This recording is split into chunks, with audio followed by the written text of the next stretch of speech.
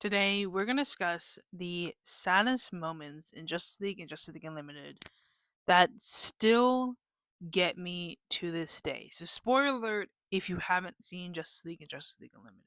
Every time, without fail, the Ace and Batman scene makes me sob. For those of you who don't know, in the scene, Ace is basically guaranteed to die. And there's this idea that when she dies, it's going to be destructive. So, Batman is tasked to basically kill her before she blows up the city. But instead, he's able to convince her to undo everything and stays with her as she dies. Then we have one of the most heartbreaking scenes where Solomon Grundy is going to die.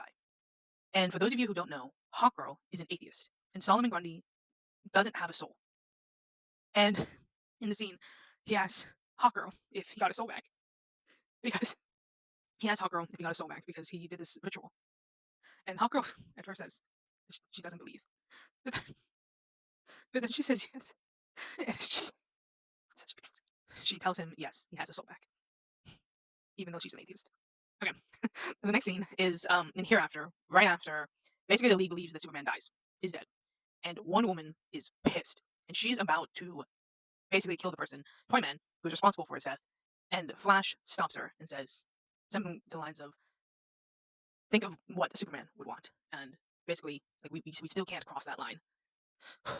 And even though I know the ending of the episode in which Superman in fact did not die, it's still this scene right here is still so heartbreaking because like you just see how truly hurt Diana is, and yet she's still willing to live up to Superman's name. That's how powerful and how inspirational he is as a person. And this scene, oh god, this scene is heartbreaking because for those who don't know, Superman is in the Black Mercy, which shows him his heart's desire. And basically, his heart's desire is to have Krypton back with a hybrid between Lois Lane and Lana Lang. Basically, a redheaded Lois. But he has a son in this universe, and when when Batman breaks him out of his um, trance, Superman has to say goodbye to his son and his world. And it's such a freaking heartbreaking scene because man, he had to lose his world twice, and this time he remembers. Then we have Paradise Lost, which this scene right here, where Diana has to be banished from her own home, is still one of the most heartbreaking scenes in the show.